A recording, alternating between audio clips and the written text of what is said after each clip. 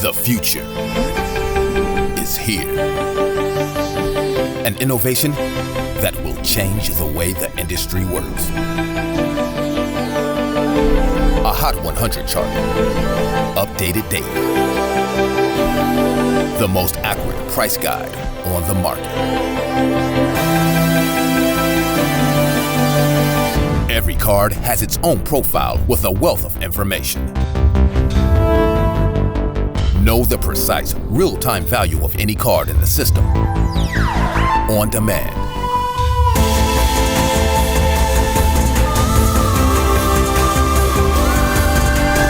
You now have the power to unlock the secrets of the hobby.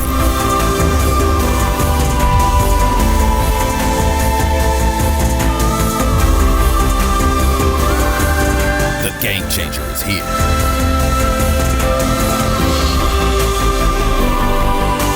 Card Ladder.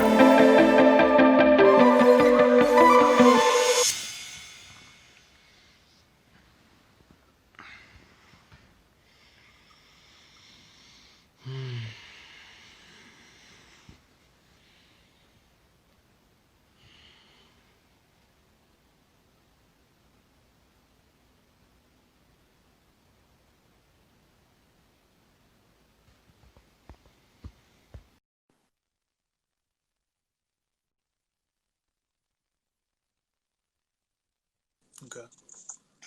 Oh. It's finally Time to turn them on. finally appropriate. Yes, Have we been doing crossover for like a year? Pretty close. No, we just like Christmas lights. Hilarious. Where are the Card Ladder shirts? Coming soon. Yeah, yes they are. Wait till you see them. And they're cooler than you might think. I'm gonna be nicer an hour or two. I feel like I took too many shots. I think I took a shot at Blake Griffin at one point. So I apologize for the Blake Griffin collector even. Damn. That's where you draw the line. You know, when I start getting riled about Blake Griffin, I got reined in. This is way too far to go in the shot taking. All right. Oh man. I always feel bad we have so many questions. All right, let me get this one out of the way just because I have to accept it. My homie's card said, can we set up a GoFundMe page to buy Chris a scanner? It's a sin to post those Luka cards with a 0.0045 megapixel camera. I have to be the one to say something here. I have been afraid to say something to you about it, to be honest. I've had numerous people say something to me about it. I'm just like, guys, I'm sorry. I took all the pictures at the same time. I don't have time to do them again. It's done. It looks like you got like the world's biggest desk lamp and pointed it right at the card, and then you got a second lamp and pointed it at a different angle, and then took a picture with a flip phone. He just might have. It maybe was not that far off from that. A little bit oversaturated. You need to up the contrast, and you need to increase the darkness a little bit. Yeah, I guess so. Well, you know, I'm always one to try and see the glass is half full. So all that means is I get to post them all again when I have my scanner finally in hand. So, The hype beast at its finest. You post bad pictures so that you force to repost. Smart. you're on to me. You're on to me. Okay. So thank you, Jacob. Fair point. I hear you. He messaged me about it, and I was like, yeah, I'll talk to Chris. And I was like, I can't. I'm too scared. I can't do it. Blake Griffin collector asked, did I miss anything? Nope. Nope. Nothing. No need to even. Don't watch more. You have great pictures, my man. Can it get much worse than Christmas? I'm just kidding, man. They're really bad. It's probably true. It is true. It is. Okay. All right. What is your eBay picture? It's just me, like, from a weird angle. Oh. Go look at it. I'm called Chris_HOJ on eBay finally. By the way, too. You're a zero feedback bidder then. No, I changed my name. I made changed a it. name change. Gotcha. So, yeah, I have like 650 feedback, I think. Do you know what yours is? Like 500 something. I don't buy a ton. No. I don't. I have 4. She has 4. I wouldn't trust those 4 either. Maybe it's Hey! here. Okay. And then Mahomie's Cards wants to start another GoFundMe. He said, can we set up a GoFundMe to hire some quality control folks to help Panini figure out centering? I swear 1987 Topps baseball was way better centered than this Prism garbage 33 years later. Dude, he is like spitting fire tonight. Nobody. he was on fire. I was even like, oh god, here it comes for me. Yeah, I mean, isn't it kind of good for the hobby that they suck at centering? Because now we get like actual grade discrepancy and not everything's a 10 and stuff. I don't know. That's just like a half full weird answer. Nice way to spin it. By the way, let me give a shout out to the mates of Double Coverage in the chat. What's up, guys? Okay, so I don't know the production techniques that go into centering, but I think Jacob has a point. And I know Panini just likes to hear feedback on stuff like that, so there may be one or more people who are a little bit disappointed by the centering. But like Josh said, especially if you're a person not opening wax but buying stuff in the secondary market, it's actually probably good for the collectability of some of this stuff that they're not all PSA 10s. Okay. Let me probe the chat here. The chat. If you're in the chat, know that we're checking. If you got a comment you want to toss us, go for it. I've got a bunch of topics that came in that we didn't get to in hour one. And this is a serious one too, more of an hour one thing, but let me just comment on it briefly because I had something to say about it. CarGems23 says, what do you guys think about the current PWCC auction of a 1986 Fleer Michael Jordan rookie? It's already at 100K with 9 days left. The only thing I want to say about this, so Michael Jordan Fleer PSA 10s are absolutely going nuts right now. A couple of them have sold for over 150. Looks like there's probably going to be a few more in that range, including this one. The last time we saw a run-up in price of this card, it was in May during the Last Dance, and it got right up to 100,000. Then the market was flooded with them, and it retreated all the way down to 60,000. The market historically has not been able to sustain having more than a handful of copies hit the market every month.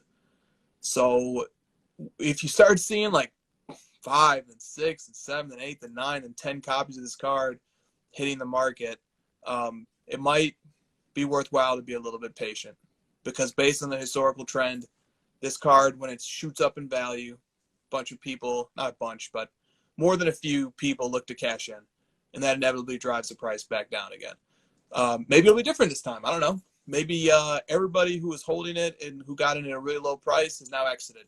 Maybe. But I just wanted to make that remark based on what Card Gem said there. All right.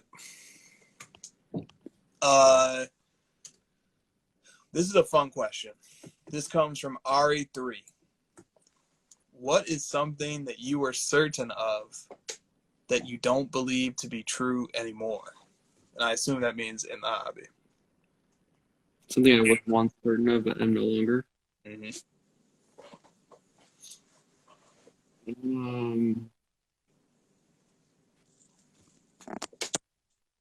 Struggling. Something I was once certain of, and now I am no longer. I can throw one in there. Okay.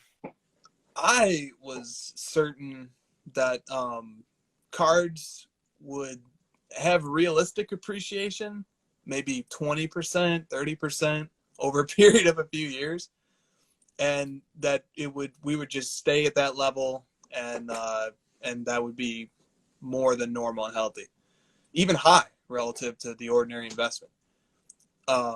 In light of what's happened over the last 5 years, I am no longer certain at all. In fact, I was blatantly wrong about the amount that cards could appreciate in value, especially like GOATs and stuff like that, like Jordan. And I am not certain at all of where this market is headed and in how much higher it can go. Every time I think that we've reached a ceiling of some sort, the hobby just smashes through it. So I was once certain that this was a contained and incrementally growing space. Was completely wrong about that. It's absolutely on fire. All right. Mine's kind of similar. So, I mean, you gave me some thoughts, I guess. I thought nobody would like Panini, not just as like nothing specific, but like it just in general. Like I thought people would get tired of it, and I thought like their overproduction and sort of like their lack of creativity in certain spaces, people would get bored of it and move on to 90s. And people are just like doubling and tripling down on Panini stuff, and they just love it. You know, like it's probably more just because like that's what's being printed, and people just love modern wax.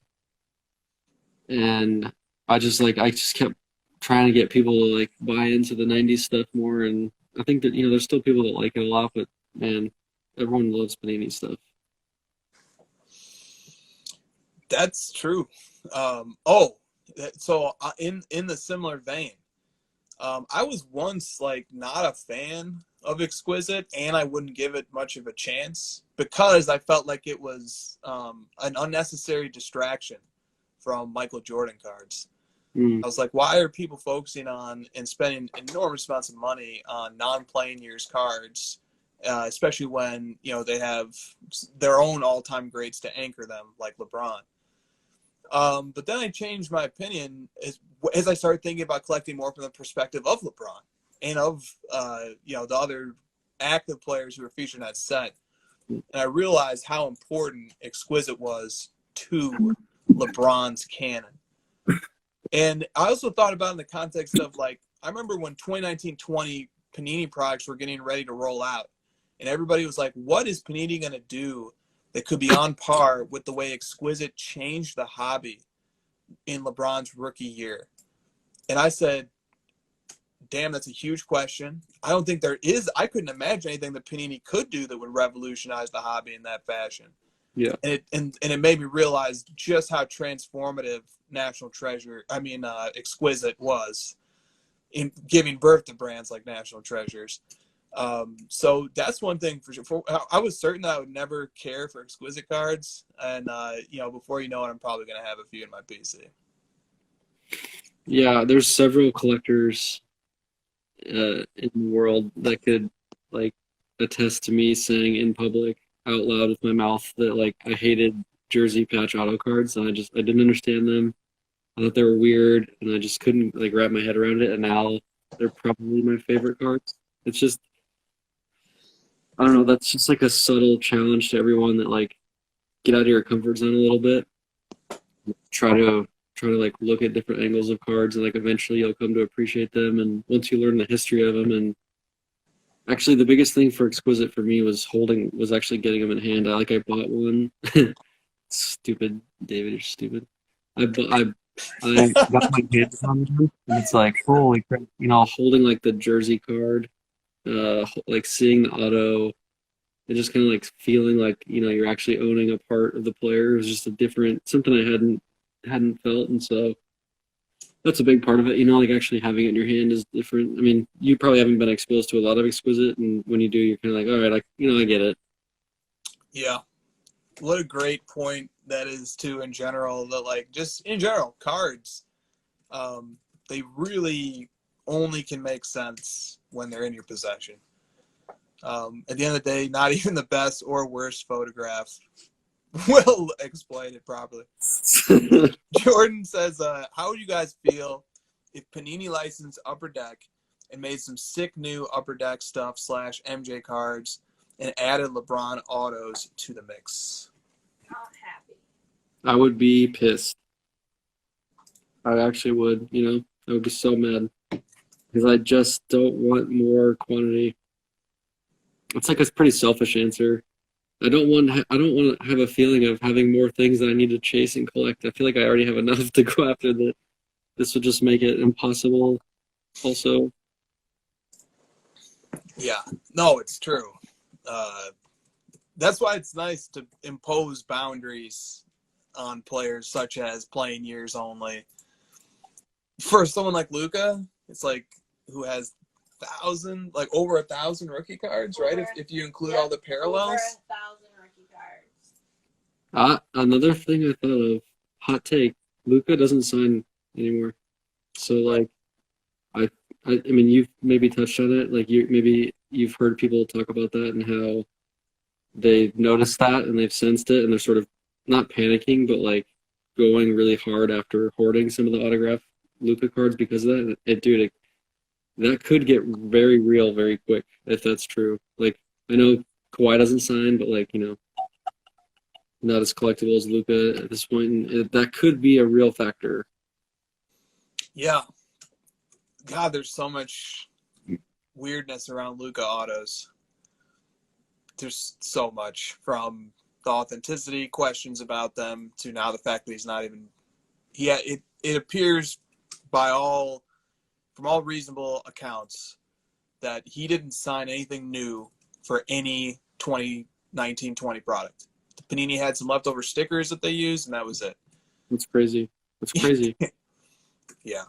They're probably begging that dude to sign stuff. They need him. They're going to. Yeah, definitely can't hurt.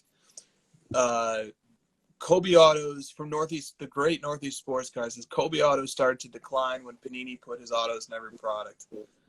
Is that true? I assume it did. If Josh says it, I bet it did. Like Barkley, Reggie Miller. Uh, There's a lot of collectors of those guys like that. When Panini signs them, people get mad because it's like, and also like you have to be exposed to like sticker autos of your favorite player, and I can. Some of that stuff is like I see the other side of it where like people who just want autographs of those guys now have a chance at like an affordable card that makes them happy, and they can buy the sticker auto, and that's great. I love hearing that side of it, but from my selfish perspective, it's different. Yeah. I've heard theories advanced as well, though, and like Jordan kind of touched on this in the chat too, that when more cards of a player get made, it can actually like increase enthusiasm for other eras of that player's cards too. So people often ask, I think to myself from time to time, what would be the result if Michael Jordan had Prism cards? If there was a Prism Black 1/1 Michael Jordan and a Prism Gold Michael Jordans and, everything else, would that take away? Would that like dilute the amount of money or would it mean there's new people who might not collect Michael Jordan at all, but because they open this new product, now they get interested in collecting Michael Jordan stuff? So it's an interesting question, I think. I don't know, man. Like the Magic Johnson, Larry Bird, Prism stuff does not do well. Good like point. I'm sure like the Nebula stuff sells for well and Black 1/1s, but like I don't know, man. I don't see any market for that stuff. Good point. That's a very good counter. Is that actually we have examples of this, and like it doesn't seem to be doing much for their markets that they have these Prism cards. Sticker autos are the worst. They're so bad. Do you guys think that Magic Larry upside is capped due to the amount of autos they have? Yeah, a little bit. It doesn't really help. Like I just, supply and demand is just like a fact. When you have more supply, it's tough. Especially, I think it's more to do with the fact that like you have like this memory of your player in their era of cards, and then when you add in like a new era that you may not be comfortable with, and they're putting sticker autos of your player, it just sort of like when I look at the Penny Hardaway Panini stuff, I'm just like, ugh, God, I don't even want to see it. Like I just want to remember PMGs and stuff. I don't know, maybe I'm just being dramatic. No, you make a good point. Can you Adam Lefko has a question for you. You're evil. Is this for Josh Jackson or for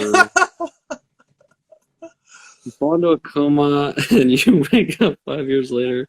I'm just fucking with you. Wake up 5 years later to find that your family flipped all of your cards and made a huge profit. PCS not turning nice. They're giving me the Jimmy.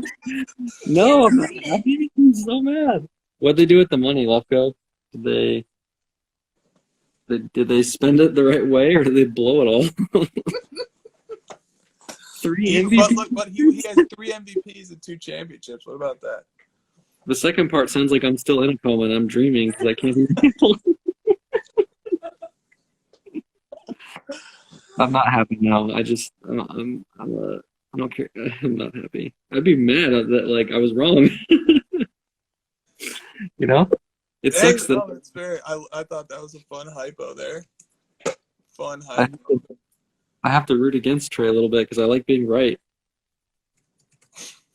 You wake up in an incredible with 4 servants. Hell yeah. Start selling those trays and getting back to the LeBrons and everything else. I'd be selling the trays like, yeah, that's exactly right. Blinding 90 says, "How about we make some bold NBA predictions?" Let's table that one before we want to get to it because I'd like to do that too. I'm in a basketball mood. I like this pinning comment thing where we talk Oh yeah, about that works. That works very well. it. I love how much our audience knows about us personally now. That's really fun for us. Yeah, scary for them. Fun for us. You guys ready for my social? It's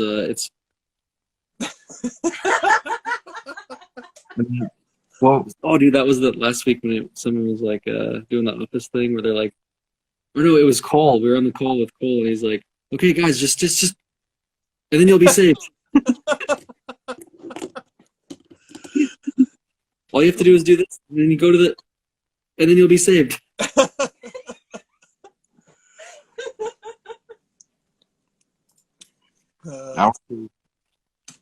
Okay, a quick. What do you think? What's any bold NBA takes after one day of the NBA preseason? Did you watch John Wall at all? I didn't get a chance to watch him at all. No, I didn't watch any. I was watching my ASU Sun Devils absolutely destroy the Wildcats 70-7. The Wildcats had 11 turnovers. It was awesome. Wow, that is devastating. Jeff Wilson mentioned about an injury. Here, let's put this on. This one's fun. So I should buy Landry Shamet last year, but I didn't listen to it in time. Should I double that on Prezzo? No. No. Wall and Cousins looked really good. Okay. All right, we got something to go. Tell us more. Looked good. Like the Rockets looked good. They looked good individually, or what we got? I see that the high scorers from that game were John Wall. John Wall had 13, 9, and 5. And they played the Bulls. Tomas Satoransky was the high scorer for them. Did Harden play? Doesn't look like it. He's still, man. All the reports coming from Harden's camp are that he's just like being a baby and just like like almost like refusing to play type stuff. What the heck? Yeah, it says it says he was not with the team. That's why he did not play because he's not with the team. Can you think honestly? Can you think of a team and an organization that has gotten behind their superstar more than Houston with him?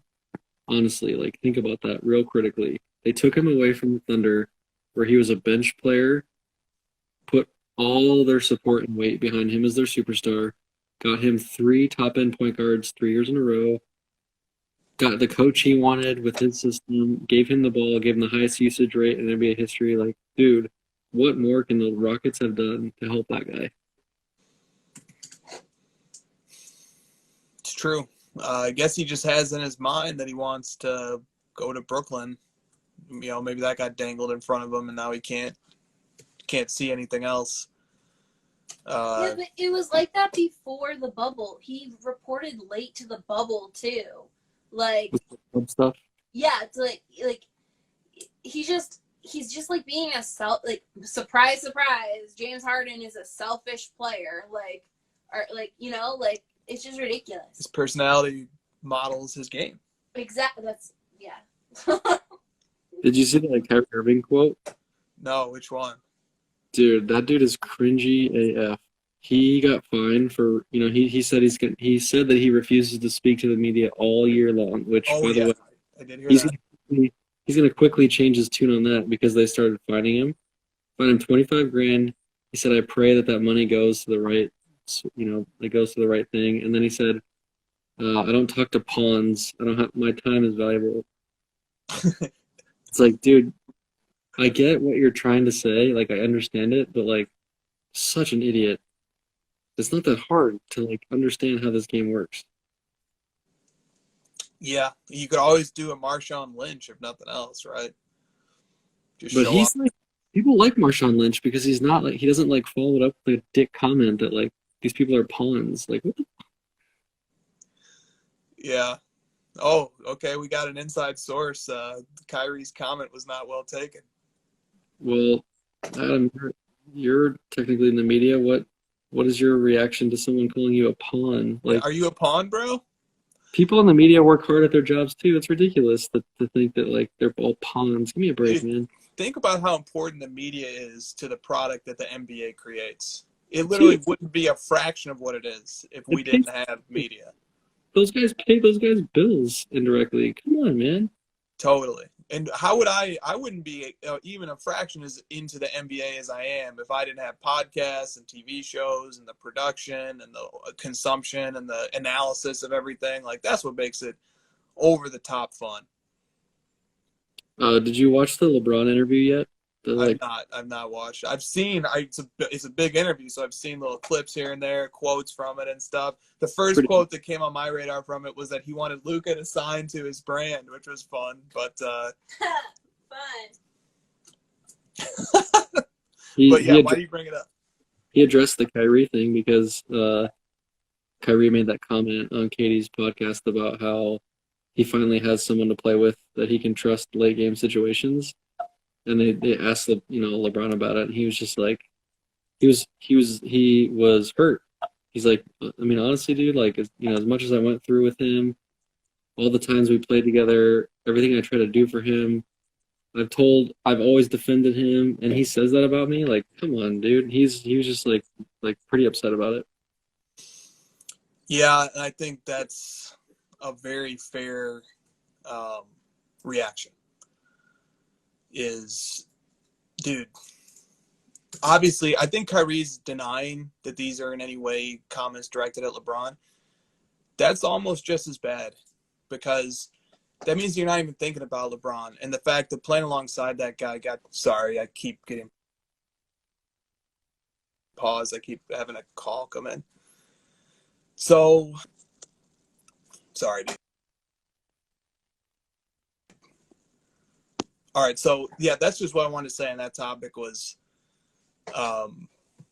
it's just unfortunate, but that's kind of where Kyrie's at. But I feel like with time and down the road, he's going to look back on that and be grateful and cherish the opportunity he had to play alongside of a GOAT.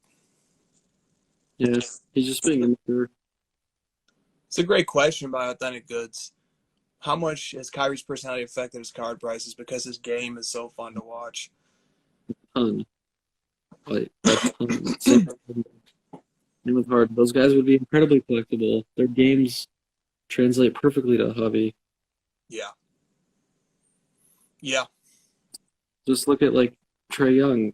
He's like very well collected. His values are much, much higher than Kyrie. They should be similar in value. So like it's affected it all. And he's probably a good person, right? Like he probably, he's misunderstood, as the millennials might say, but he just doesn't know when to shut up. True. Yeah.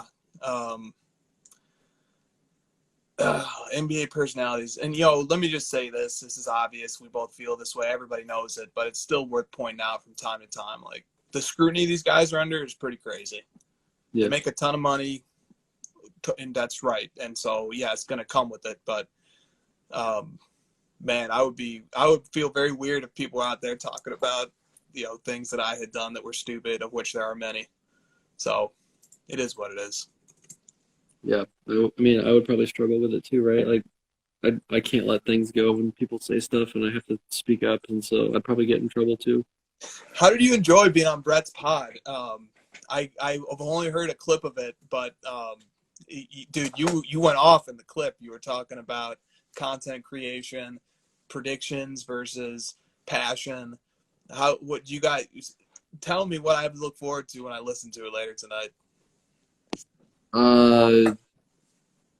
It's a great pod, man. He just like I said it to him after the show, but like I just love how he approaches the content. Like I really like how Brett thinks about the hobby more critically and sort of like at like a meta level where he's kind of stepping back and looking at the hobby landscape and like things he's noticing. He's not just focused on one thing, and like he asks good questions, and it's kind of like you, like you just like I don't know. I feel like asking the right question and a good question with the right timing is everything to an interview.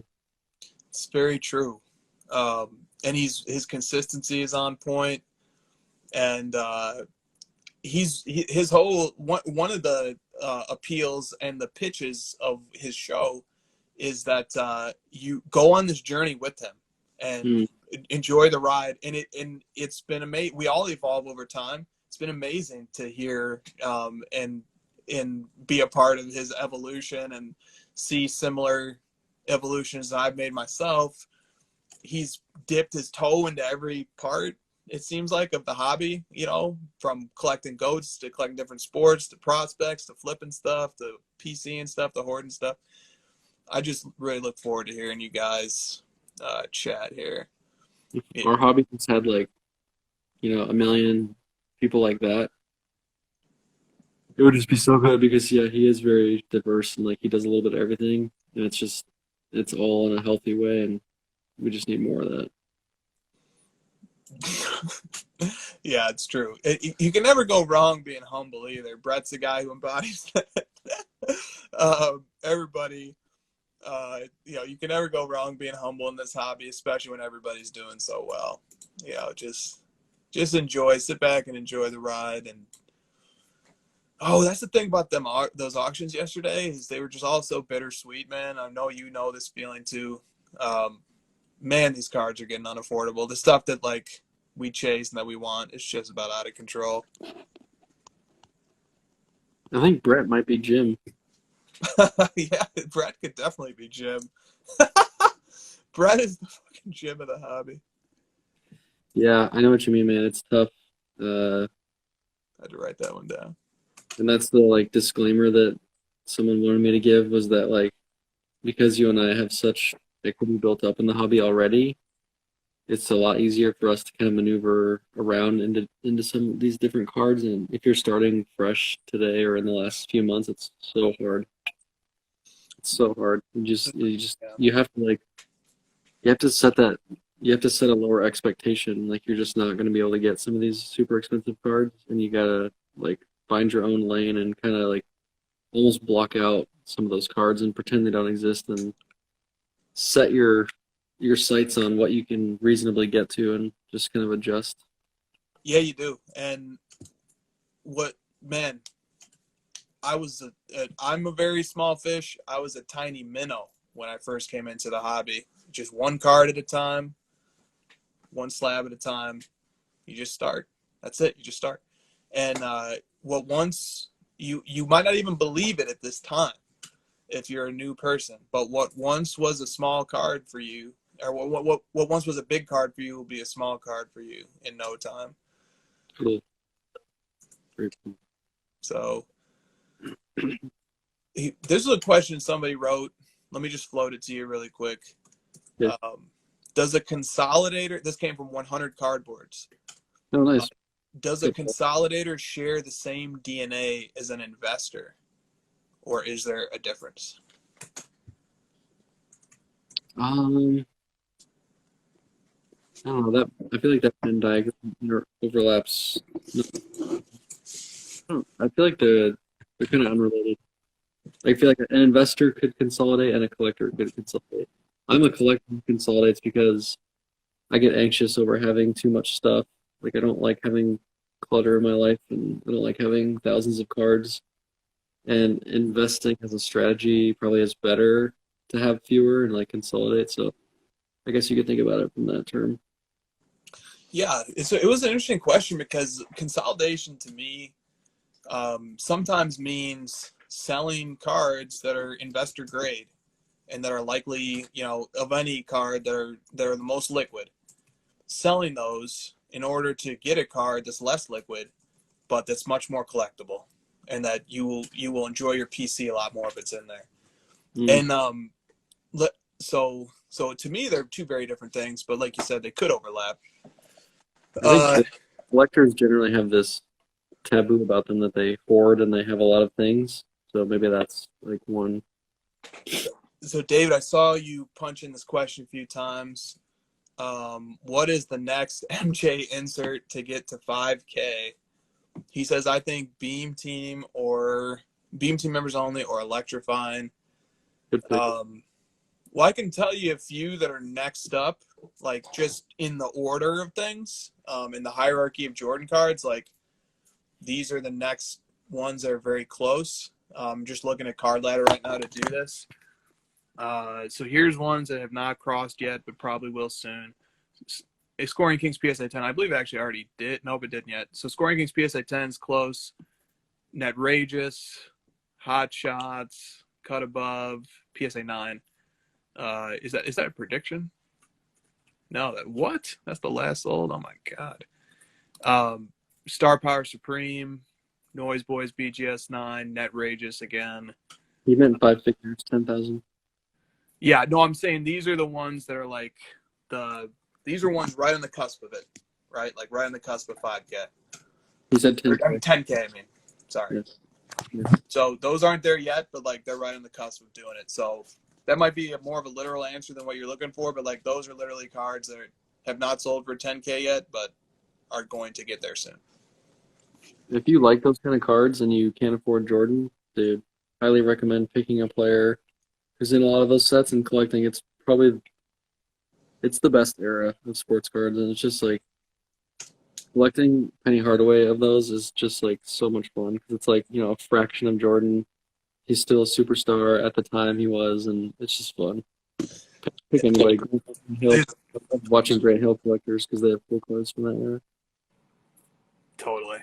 All right, check this out. This was a pretty common insert. Meltdown from 1995. So like one of the very first foil inserts. Pop is 15. Pop 15 on the PSA 10. What? This card last sold for about $7,000. That's those. Okay, so this is all coming off of something that Josh pointed out to me that I was just overlooking. PSA 10 Jordans that are low pop. Those things are the most investor grade Michael Jordan cards I think you can find right now. So, Or can't find. Yeah, so if you can find one and you can convince somebody at comps, like 17. Pop 17. I mean, literally, these inserts are just, the PSA 10 populations are just staggeringly low. That's incredible. Staggeringly low. Dude, it's funny though, because once upon a time we thought that was just a normal. Like that, Yes. like, oh, the pop should be, a few dozen for PSA 10. That's a right. We're in the era of 15,000 PSA 10s for one card, and that price being like, okay, so look, Luka is 14,888, and let's see where Zion is at, because he's up there too, so that we're not just picking on one guy. Zion's at 14,000. You're gaining on him. Gaining. That's crazy. The pop report. What was the total pop on that meltdown? Yes. Total, I do not know, but I can get it real quick. The total population on Meltdown. Well, only 231 cards from the entire set have been graded. The total for Jordan is 189. So yeah, the gem rate is incredibly low. Yeah. The pop from the BGS 9 Luka RPA is like 32. I mean, you account for like 7 of those, but You're right. still pretty high, Yes, it's very high. It's very, very high. Just buy Jordan LeBron. If you guys want like investment grade advice, or whatever. Stop listening to all these content creators and just buy Jordan LeBron. Stop asking.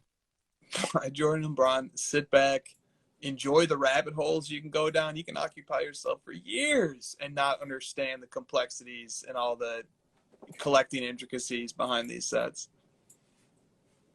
The better answer is like get a time machine and go back 5 years and buy Jordan LeBron. Oh, it's so true. It's so sad. Can you like, dude? If I told you that the Jordan Green PMG was gonna sell at auction for $350K in 2 months from now, and I told you like that's just what it was gonna sell for, wouldn't you get one? Wouldn't you get it?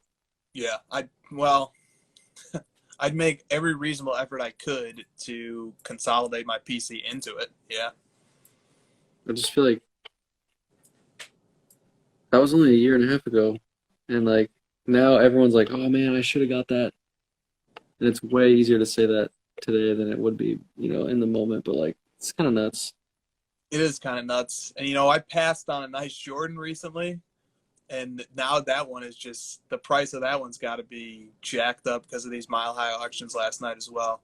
Oh, and Josh, by the way, Josh Dawson in the chat, he asked us a little while ago when we were going to talk about the mile high. We did on hour one, man. We got deep into it. So check out hour one. I feel like House of Jordan should make a comeback on those mile high auctions. Just like get super 4-hour-y into it. If there was ever a time, but like, man, where are the 4 hours going to come from? They just don't exist right now, and that's a good thing. I think that's an awesome thing. People will have to do with me and you just looking at mile high auctions. Yeah. Cardboard Junkie says, for people who are totally useless with computers, how to get the most out of Card Ladder tutorial would be priceless. Cardi C? Yeah. Cardi C. Yeah. Cardi C has a great Card Ladder video. Search Cardi C Card Ladder. He actually has a few, I think. We can only recommend that video so many times. Someone else make one.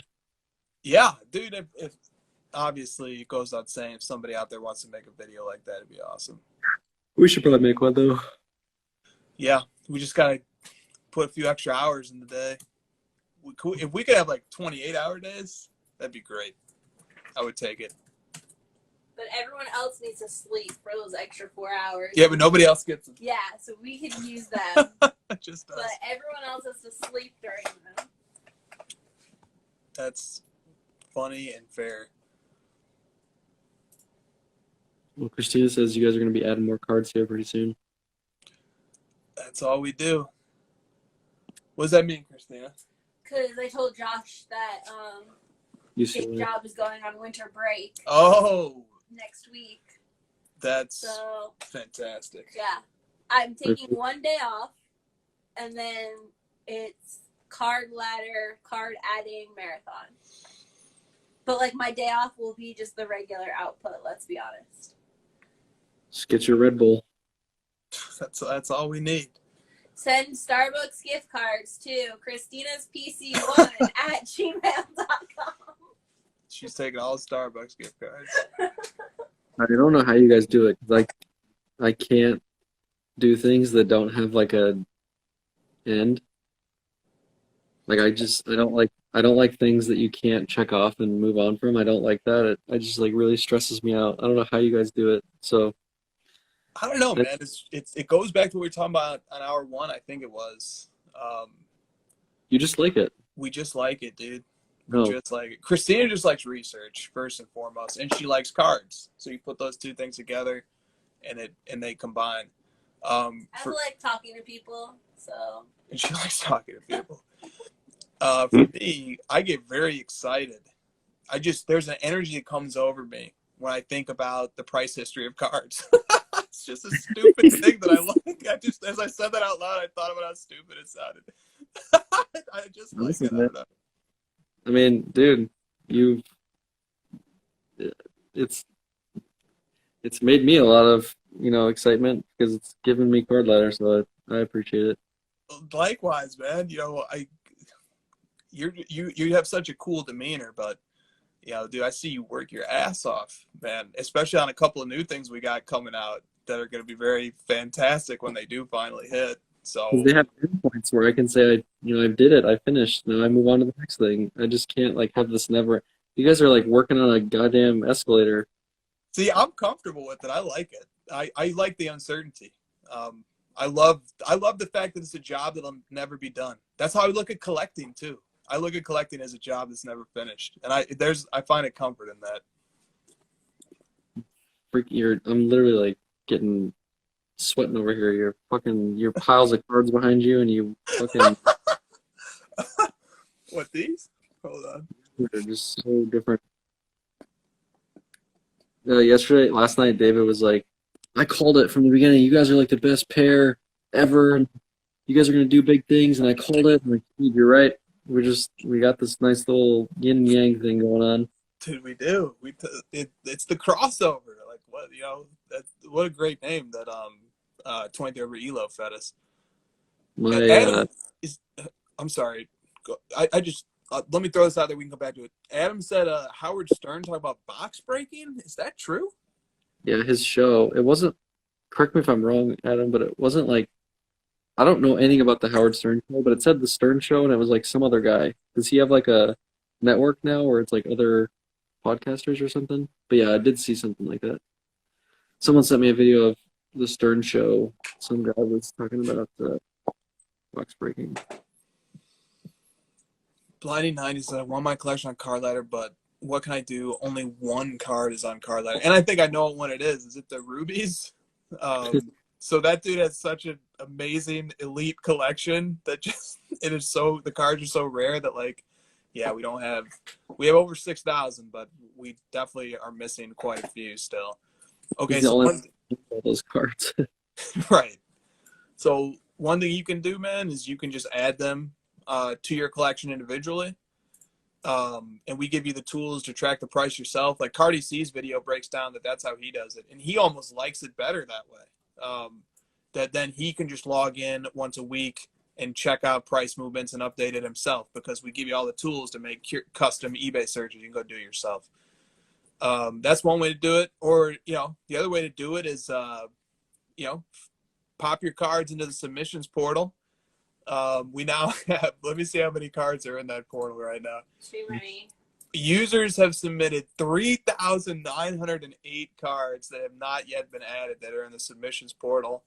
That gives me anxiety, Josh. But I love it, actually, because that means that, hey, look, we have work to do for the foreseeable future. Like PSA's backlog or something. I'm sorry, what'd you say? Makes me comfortable. There's a fucking number on it. So someone said the number makes it worse. So it's like one thing when I work on my sets and I'm like, okay, I know how many cards are in each set, so I can go through and be like, okay, the rookies from 2012 Prism, so the 2011 and 2012 draft class are going to be added into Card Ladder. And then once that's done, I'm like, okay, 2012 is done. What's the next product? But the submissions list is just too freaking long for me. Like, that gives me anxiety. Okay, that's why I just do submissions. I like submissions. And by the way, it doesn't take that many votes to get to the top. Like, when a card gets to 20 or more, it's definitely getting added right away. So you need 20 votes to get in. There's many more people in that submitting. So, and check the submissions. Hell, maybe your card is already in there. People are talking about this Howard Stern thing. Apparently, the guy that's on the show paid money to enter the break, and Howard is making fun of him, but they talked about it. Someone said Bill Simmons talks about cards on every pod now. Yamwax said that, which is awesome. I love Bill Simmons. Dude, I can attest to that. Bill Simmons is talking a lot about cards. It's been a funny trickle down or trickle up. So the Mismatch podcast, basketball card podcast, one of those guys went super hard into collecting cards and built up a big John Morant collection and studied the industry and learned a lot about it. The other guy learned about it but is very risk averse, so he thought collecting cards was a little bit strange. Bill Simmons then started buying football blaster boxes for his kids, And then he started coming up with theories. It's so amazing to hear people give their theories on sports cards. Like he came up with theories. He's like, oh, it's like football. It's nothing like basketball. You know, these guys are fly by night. But this football class is so good that, you know, I just had to start getting these blasters for my kids and stuff like that. You know, they got Tua. And so like all of a sudden, you know, Bill Simmons is offering investment advice on sports cards. It was fantastic. That's my favorite thing in the hobby is when, sarcastically, when people who have been doing it for like a week tell you like what you should be doing. It's so amazing. Oh, dude, I don't know dick about this, but like you definitely should only be buying blasters from Target, like exclusively. The red parallels are the best. Everything else in the entire hobby is shit. Well, we saw several new content creators when they were like super new. We saw them, a number of them get very excited during their first year about draft basketball products, stuff like Yes. college uniforms. Yeah. They made videos about how good of an investment it was and like all the money that they were making opening these products and stuff. And that's one of like the very earliest pieces of hobby wisdom that you can acquire if you just like listen to people and stuff. Is like, guys, Thing we know. college uni stuff does not hold up well. And so then people learn and they evolve and stuff. But there is something about the hobby, man. I've fell victim to it. Maybe I still fall victim to it. It's just like as soon as you start doing it, you just feel like I just know what the hell I'm doing. Get out of my way. Listen to me, you know. And I don't know what it is. A lot of people do it that way. But this Lefko says that he's talked to Chris Vernon. He's one of the hosts of The Mismatch. He collects some John Morant. He says Bill Simmons is secretly very deep into it. And I do know that Bill Simmons used to go to the National, and he wrote articles about his trips to the National. But I think it was more from the point of view of a memorabilia collector. But those articles are over a decade old, I'm pretty sure. So I have a take on why new people do that. okay, why? It's because the hobby is so niche that they feel like if they say that, they won't get called out by anyone of their like close friends or people that they know because they just like are pretty sure that nobody that they know is collecting cards. So like they've looked at it for 5 minutes, so they already know it more than any of their friends. I think that's very astute. Because you are, like, you immediately become the most knowledgeable person about the topic within your immediate sphere of influence. Dude, when people at my work ask me about cards, I'm like, oh God, just sit down. How much time do you have? Like, God, like, I have a buddy who reached out to me that I used to work with, and I was pretty close with him at work, and he asked me like one super simple question about cards, and I was like, can you get on a Zoom tonight for like a 3-hour Zoom call? I'll tell you fucking everything. I'll tell you about like what you should be buying, who you should be buying, tell you like when to buy seasonally, and oh dude, I'll tell you everything. And I'm just like cramming it down his throat, and he's like, what in the fuck is going on? Dude, do you ever try to put yourself into the mindset of 2016, return to hobby Josh, and just try to think about what it was like to not know all the stuff about cards that you know now, and what it would be like to have 2020 you talk to 2015 you? I don't know if you know this about me, but I have very high standards of people around me, and I'm very critical of bad decisions. So, no. No.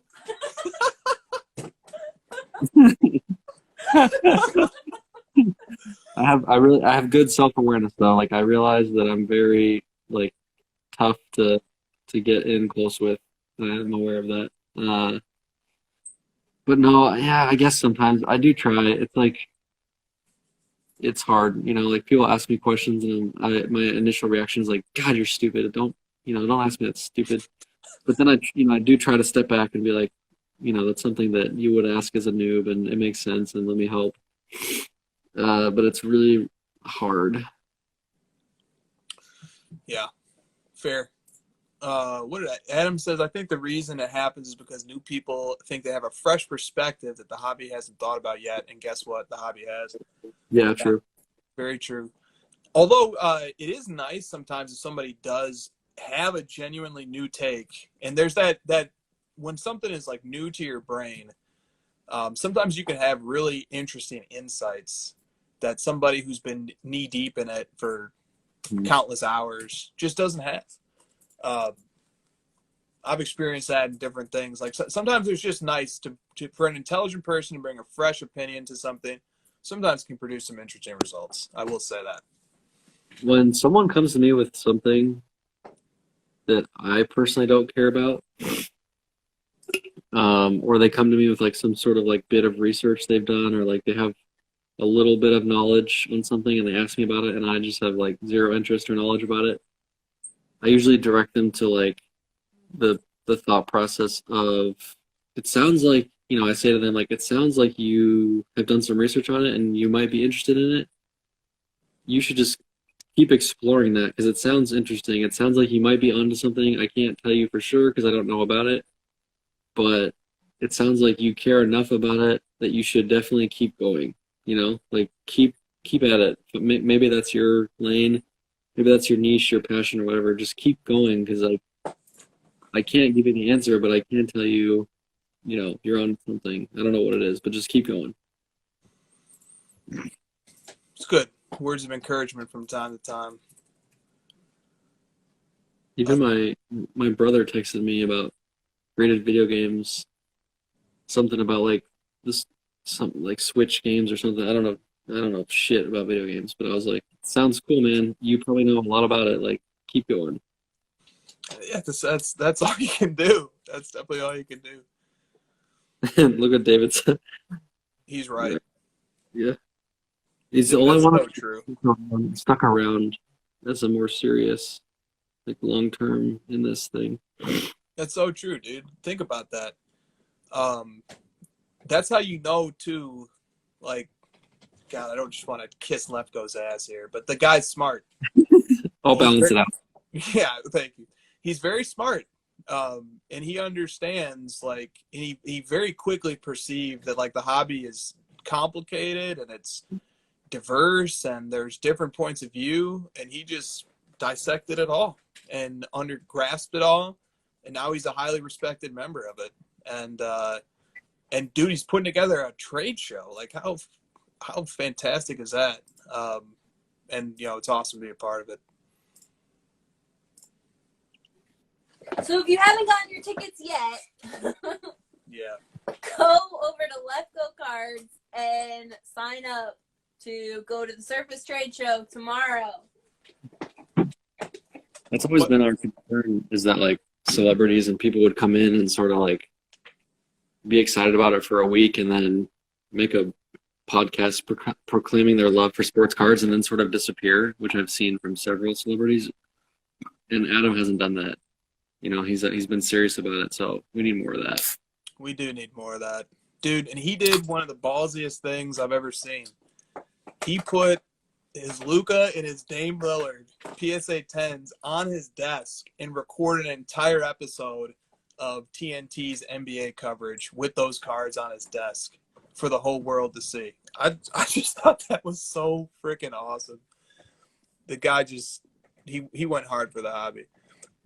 Let me throw this question at you really quick. What's your thoughts on Iconic Wax as long-term investment, given the versatility?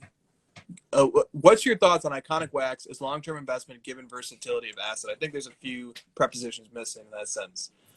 Do you have thoughts on wax as an investment?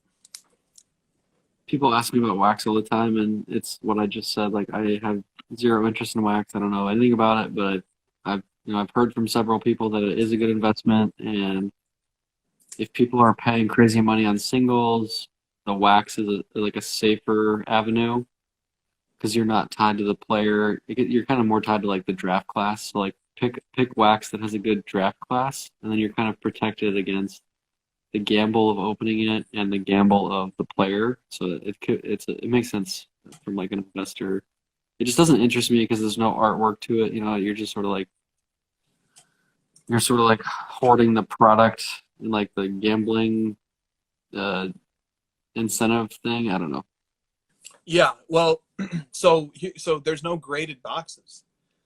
So it's in that frontier still where like if the plastic shrink wrap gets ripped during transit, the value of that box just took a hit. Yeah.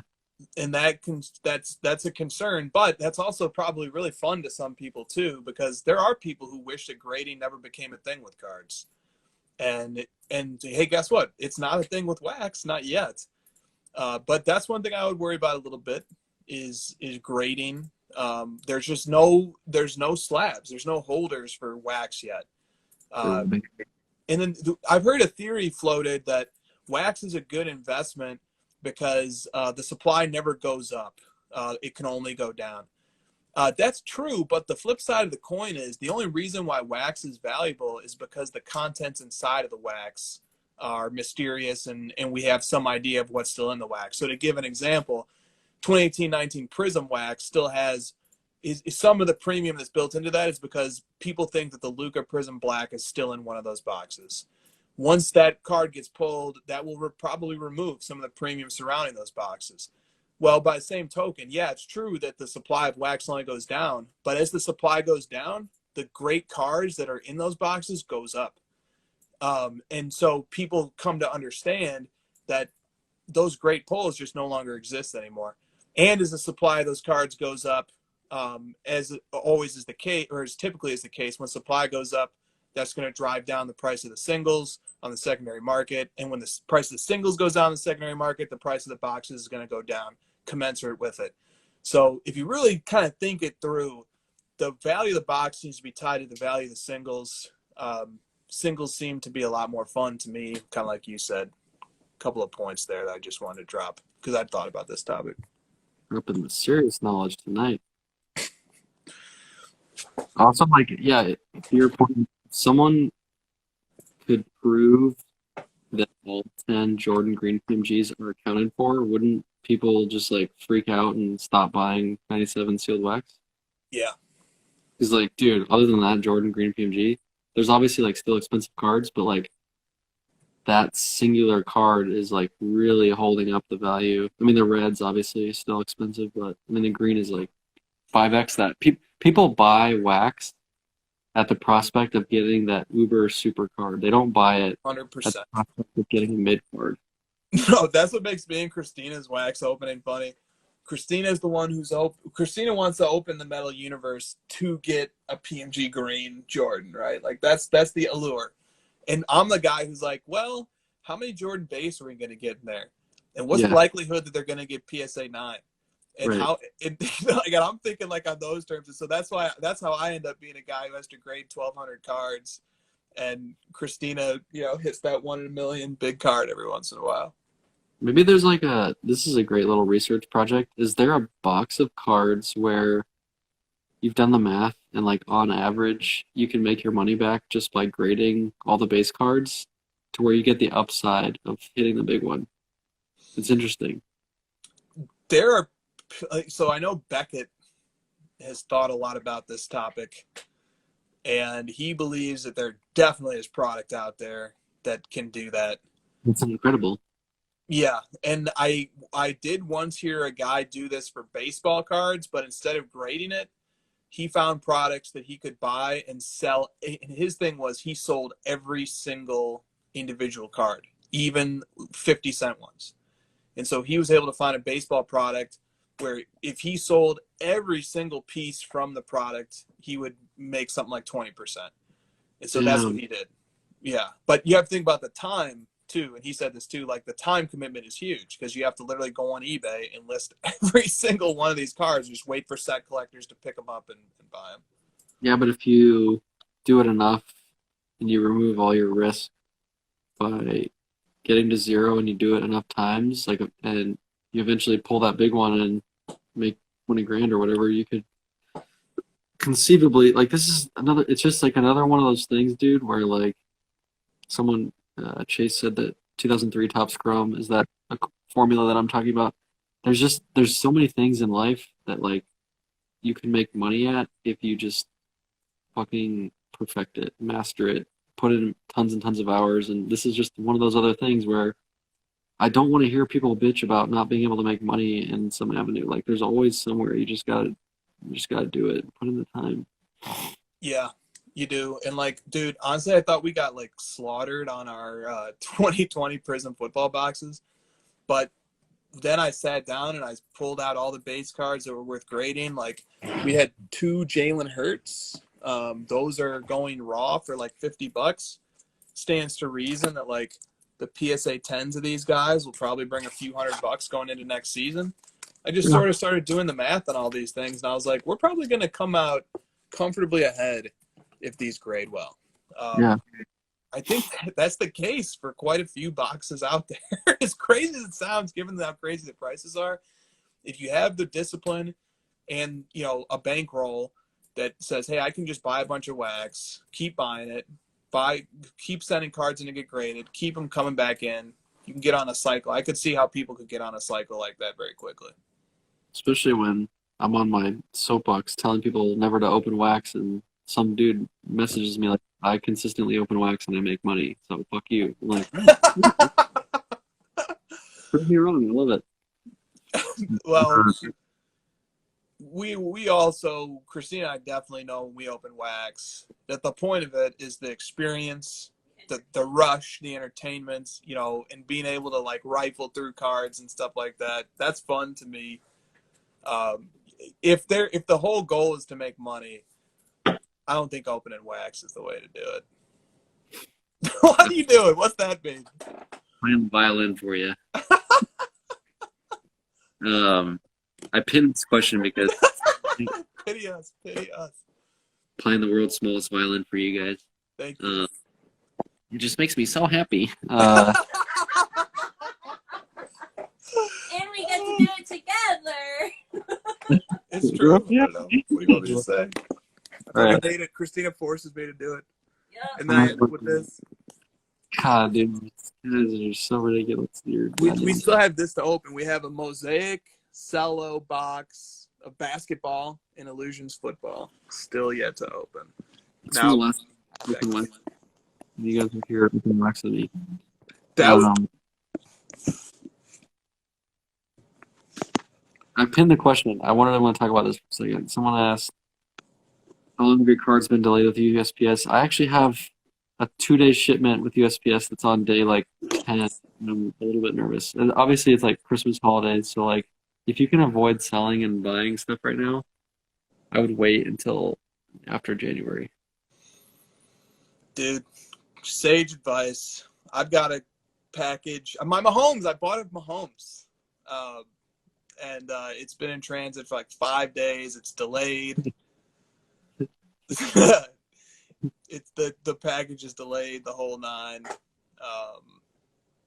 It sucks. You just don't want to be buying and selling stuff right now. Just too much stuff's going through the mail. I think this happens this time of year always too. Like, but it's gonna be worse this year. And, Yeah, Coke plus Christmas, like, yeah. and more packages go missing than usual this time of year. Probably just proportionate to the increase in the number of cards, in the sheer volume of mail. But Yeah, I would avoid shipping right now if you could, guys. Just try your best. But I did my Prism base stuff got to me though, or my Prisms from Josh Keane. It all came to me in 2 days. I got asked a question.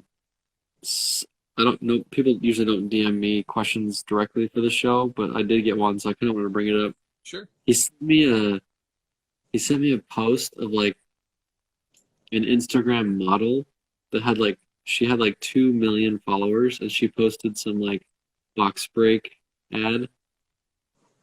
What do you think about like Instagram models getting into like cards and box breaking? Christina's tensing up just thinking about this topic. No, it's kind of interesting. I think So they'll do anything for money, as their pictures will show. there we go. So if people are willing to pay them to break boxes, then they will do it. I know. I guess I They mean with more, their shirts off. the question is more for is like, is that good for the hobby? Yeah. One thing is it's a conspicuous indicator of the money that's being made by breakers, that they have allocated budgets to doing stuff like this. So that's number one. That's number one. Number two, does it work? I feel like people who are in the hobby are clicking on those videos like, oh, look at this reveal of this poll I just made. Like, people are clicking on those. When they're doing their browsing of Instagram models, it's on a different account entirely. So I don't know. That shit works in all, like, ask some marketer. That shit works everywhere. Yeah. Well, then, if it works, then it's probably here to stay. It's probably just going to happen more and more. Answer my question. Is it good for the hobby or is it bad for the hobby? Knowing that it's coming. Knowing that there's going to be more of it. So the one good thing from it, so let's see the glass is half full. Let's see the babe is half clad. One good thing is that it will attract more people to look at cards and potentially get involved in cards, even if it's for not for the reason that ultimately many of the rest of us got involved with cards. But the bad side of it is that, for one, you don't want to be objectifying people to sell products. I mean, God, it's like a very basic thing to say, but it is what it is. And then, the second part of it is that, do we really want people who are getting involved with cards, because they're being sold to them by an Instagram model? I don't think so. Yeah, I think it's bad. Why? What are your worries? My worry is that, like, the biggest thing that I'm fighting for as a politician of sports cards, my worry for the hobby is that we consistently add people who are not going to stay in the long term.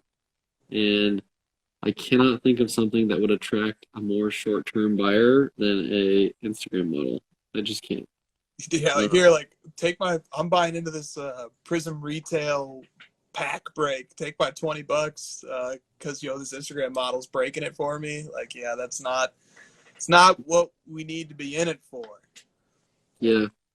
My number one goal for the hobby is to bring in Lefkos and Bretts and people like that are staying for the long term.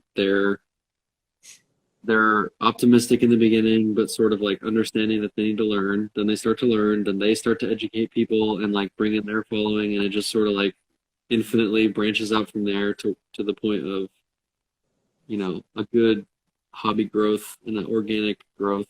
And the Instagram model is the shortcut path where we bring in people who are going to buy into these groups. They're going to get crushed on these breaks. They're going to apparently jerk off to breaks now, and it's just not sustainable, and it sucks. They might already be doing that. The Kardashian box break tape. Nice. Oh my God. We got some creative people in these comments, guys. Wrong Kardashian. Rob already had his. His 200K Brady card. Yeah.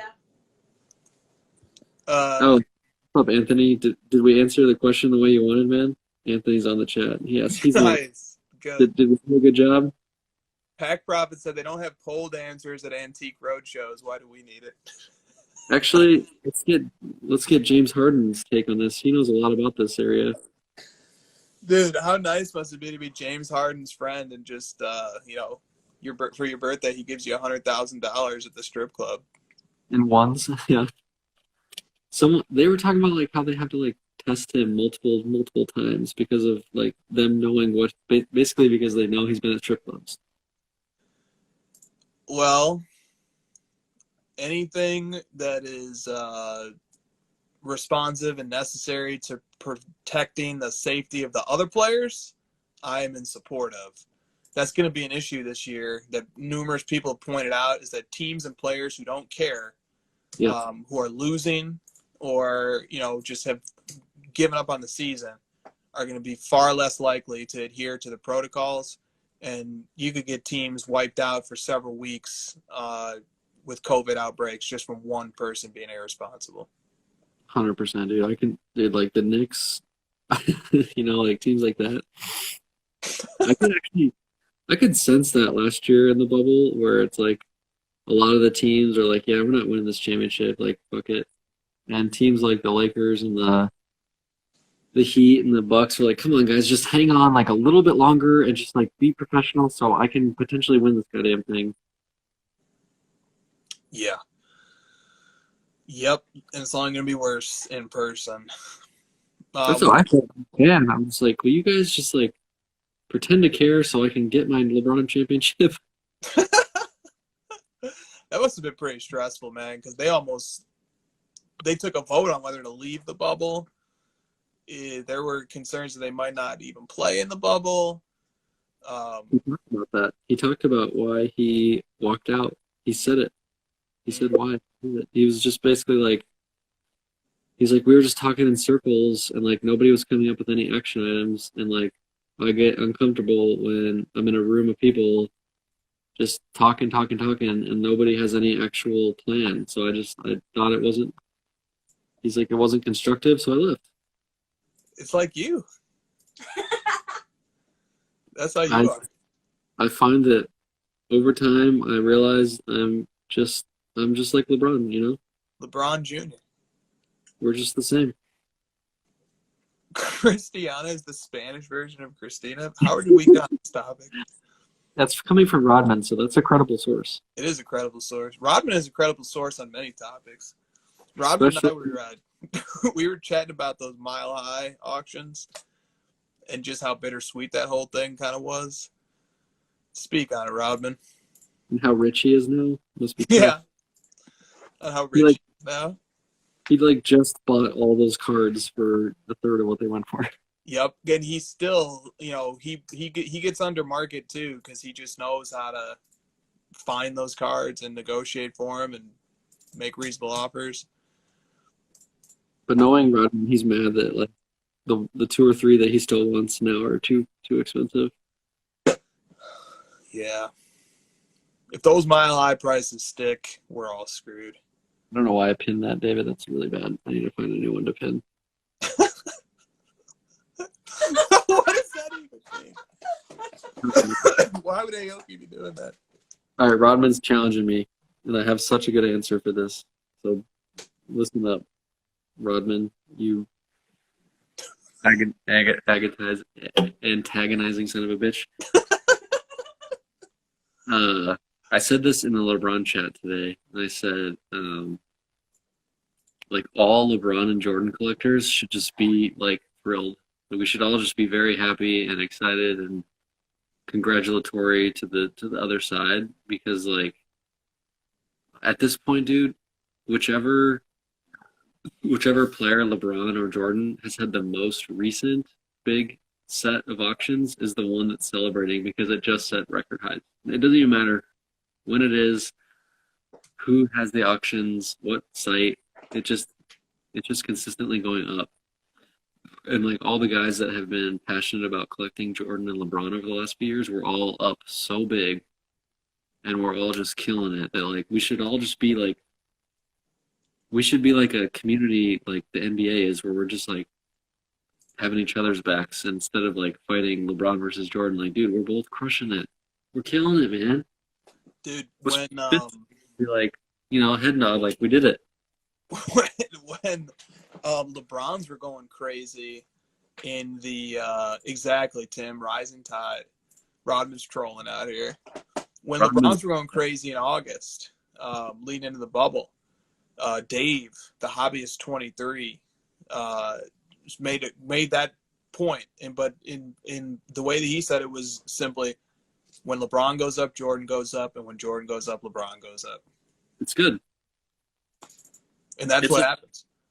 It's a handshake under the table, man. Honestly, like we're all just like, we should just be so happy.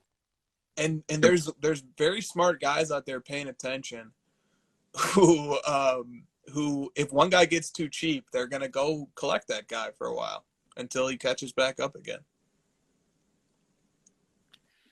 Just find your entry point and just don't look back. Pokemon.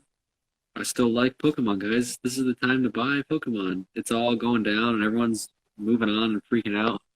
Now's the time to get in. I don't know how many times I've said this on the show. You should dig in. Jesus, man. We should count how many times I say this statement in one. That was like the perfect time to read it too, because he was like, I don't know how many times I've said this on the show. Dick handshake. Rodman's comment. How many times I've told you guys about dick handshakes, but if you believe in someone, the time to buy is when no one else does. You know, like wait for them to go down and then triple down on yourself and go get it. Totally. Totally right. Yeah, we have 80? No one limited. Buy the right Pokemon. Totally. Yo, the memes burner. What's up, man? He said Trey Young just dropped 6 points. I thought he had 7. Give him some credit. What? 7. 7. No threes though. I was expecting at least 6 threes tonight. Did you watch it, Christian, or no? Is that him? That I don't know if I'm supposed to say that. It is him. Oh no. But Busted now. Burner 2 coming out tomorrow. In case anybody didn't know that the account called Lameem's Burner is literally Lameem's Burner, it is Lameem's Burner.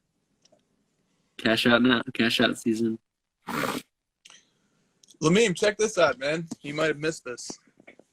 Look at, I'm doing it all backwards, baby. Look at these. I just Are those- came up on these, man. My favorite Facebook post today was someone posted like, does anyone have any like gem mint raw Zion cards that they haven't graded that they want to sell me? For blow comps. Sure, I'll just give you all the money. You could send him to PSA for me too. Just give him my return address when it's done. Actually, can you have them charge me later and just like don't charge me the card until I get it back? That'd be great. Could you actually grade them for me, then sell them, and then just pay Right. me the profit that you make on top of it? That'd be sweet.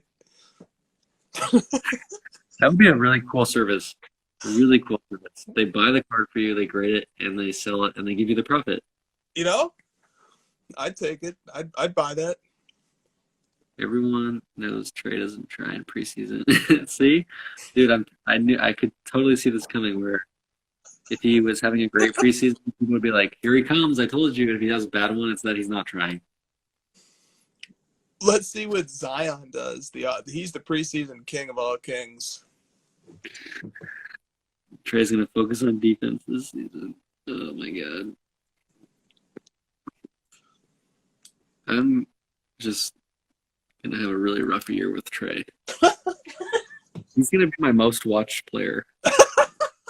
Josh is getting league pass for the Hawks games. Dude, I am. I'm gonna be like every play. I'm gonna be criticizing the shit out of them. I'll be like, oh, it's a bad pass.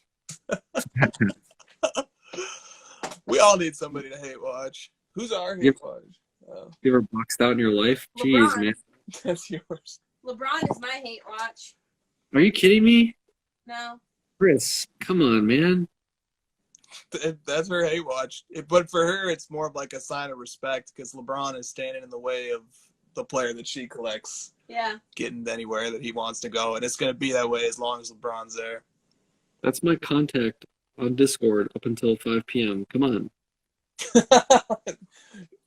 Maybe Christina needs to just get her own LeBron. And then she can start enjoy watching LeBron. I doubt it. I'm trying to think There's of who I something about his character that I find flaw with. Okay, all right. With no hate sessions. You want to get her in here and we can just do this right now? Just fucking- Chasing cards says mine, Giannis, and Luca. Damn, What? bro. Is what? That's his hate watch. Jeez. That's a lot of hate, man. You know who I'm trying to think of players I actually hate. There's not too many of them. I'm not a big fan of Dwight Howard. I hate watch Dwight Howard too, man. And I respect his game though. I really respect his game, but I just hate watch him.